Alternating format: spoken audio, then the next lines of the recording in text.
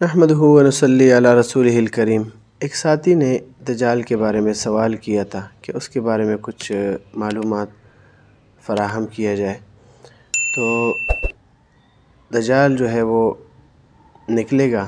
اور قیامت کی نشانیوں میں سے ایک نشانی ہے، اور دجال کا خروج اصفہان میں ایک بستی کا نام یہودیہ ہے، وہاں اس کا خروج ہوگا اور چند دنوں میں وہ پوری دنیا کا گشت کرے گا۔ البتہ مکہ، مدینہ اور بیت المقدس میں وہ داخل نہیں ہو سکے گا، کیونکہ احادیث میں آتا ہے کہ فرشتے وہاں پر اس کو داخل نہیں ہونے دیں گے۔ اس کی پیشانی پر لکھا ہوا ہوگا کافارہ، یا دوسری احادیث سے معلوم ہوتا ہے کہ کافر لکھا ہوگا۔ اس کی ایک آنکھ جو ہے وہ سپاٹ ہوگی، یعنی ایک آنکھ سے وہ کانا ہوگا۔ اسی طرح دجال پیدا ہو چکا ہے، لیکن جب اللہ تعالیٰ چاہے گا تو اس کا ظہور ہوگا، اور احادیث میں اس کی یہ علامت بتائی گئی ہے کہ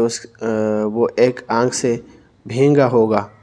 اور اس کے ساتھ جنت اور جہنم کے مشابہ جنت اور جہنم ہوگی۔ جس نے اس کی جنت کو اختیار کیا، در حقیقت میں اس نے جہنم کو اختیار کیا، اور جس نے اس کے جہنم کو اختیار کیا، در حقیقت میں اس نے جنت کو اختیار کیا۔ اور اس سے پہلے حضرت امام مہدی علیہ السلام کا ظہور ہوگا، اور پھر دجال کا خروج ہوگا، اور اس کے ہوتے ہوئے حضرت عیسیٰ علیہ السلام کا نزول ہوگا، اور حضرت عیسیٰ علیہ السلام ہی اس کو قتل کریں گے، صلیب کو توڑیں گے، خنزیروں کو قتل کریں گے۔ اسی طرح قتل دجال کے بعد یاجوج ماجوج کا ظہور ہوگا، جیسے کہ حدیث میں وضاحت کے ساتھ ذکر ہے۔ اور یہ بات بھی ہے کہ یاجوج ماجوج عام انسانوں کی طرح انسان اور حضرت نوح علیہ السلام کی اولاد میں سے ہیں۔ معارف القرآن جلد نمبر 5 صفحہ نمبر 639۔ اسی طرح آج کل بعض لوگوں نے مشہور کیا ہے کہ دجال کا ظہور پاکستان کے ایک جزیرہ ہے وہاں پر ہوگا، تو یہ بات صحیح نہیں ہے، غلط ہے، اس لیے کہ تمیم داری رضی اللہ عنہ کی جو روایت ہے، جس کو نبی علیہ السلام نے صحابہ کے سامنے بیان کیا تھا، تو اس روایت کے اندر تمیم داری رضی اللہ عنہ جو ان کی کشتی بٹک گئی تھی اور طوفان نے اس کو کسی اور جگہ پر لا کر کھڑا کیا تھا، تو وہاں پر انہوں نے جو دیکھا تھا وہ جزیرہ ممالک میں سے کسی ملک میں ہے، اور وہاں پر دجال انہوں نے دیکھا تھا۔ باقی یہ ہے کہ اب وہ روایات جس سے دجال کے ظہور کا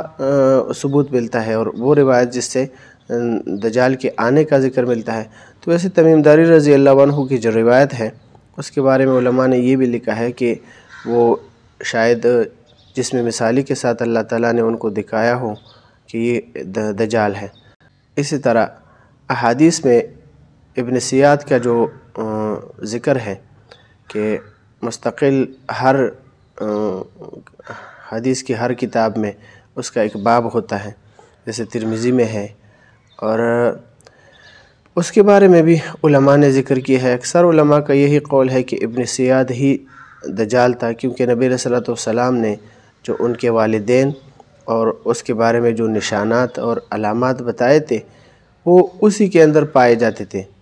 اور یہ بات بھی ہے، معلوم ہے، یعنی روایت میں ملتی ہے کہ وہ کسی غصے کی وجہ سے وہ دجال جو ہے وہ ظاہر ہوگا، یعنی دجال بنے گا۔ اور واقعہ حرہ کے اندر تاریخی روایت میں آتا ہے کہ واقعہ حرہ کے اندر ابن سیاد جو ہے وہ اپنے علاقے سے غائب ہو گیا، اس کے بعد اس کا پتہ نہیں چلا۔ اور ابن سیاد یہ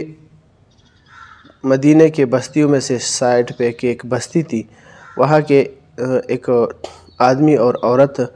ان کا ایک بچہ ہوا، تو اس کے بارے میں صحابہ کو جب معلومات ہوئی تو اس کے علامات سارے دجال کے ساتھ ملتے تھے، کیونکہ نبی علیہ السلام نے فرمایا تھا کہ دجال کے جو ماں باپ ہوں گے ان کے 30 سال تک بچہ نہیں ہوگا، اور پھر جب بچہ ہوگا تو وہ ایک آنکھ سے کانا ہوگا، اور اس کے یہ علامات ہوں گے۔ تو وہ نبی علیہ الصلوۃ والسلام نے فرمائے، اور اس کا جو باپ ہوگا وہ پتلا سا لمبی ناک والا، اور اس طرح اس کی ماں جو ہوگی وہ تھوڑی سی ضخیم ہوگی، یعنی موٹی سی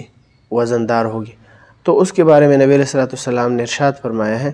اور صحابہ نے جب معلومات لیے تو وہ اسی ابن سیاد کے ماں باپ اور اس کے بارے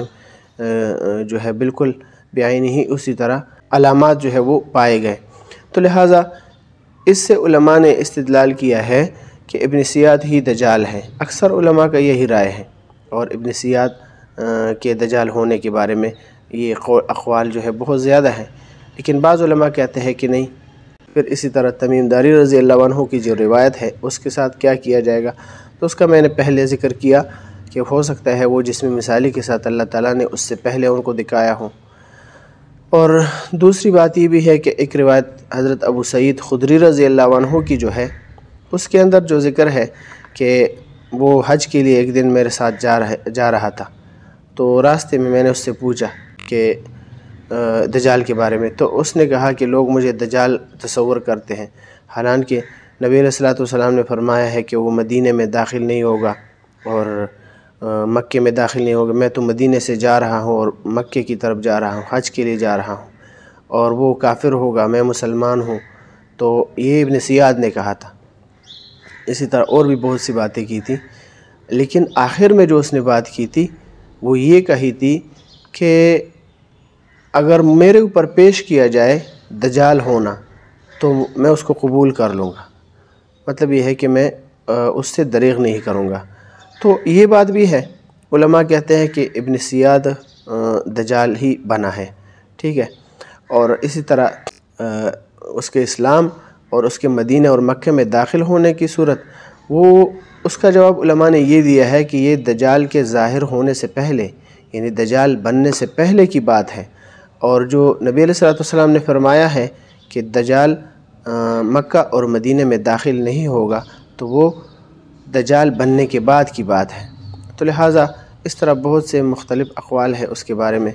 باقی واللہ اعلم بالصواب کہ کیا ہے، ابن سیاد ہی دجال ہے یا دجال ابھی کوئی اور ہے، دوسرا ہے، اس کے بارے میں زیادہ علم تو اللہ تعالیٰ ہی کو ہے۔ تو ہمارے سامنے جو روایات اور اس طرح اقوال تھے وہ میں نے آپ کے سامنے ذکر کر دیے۔ تو وہ بات بالکل غلط ہے جو پاکستان کے بارے میں کسی نے کہا ہے، آج کل ویسے مشہور ہے کہ دجال پاکستان سے ہی اس کا ظہور ہوگا۔ میں نے بتایا کہ اصفہان کیا ایک بستی وہ یہودیہ، وہاں سے وہ اس کا ظہور ہوگا۔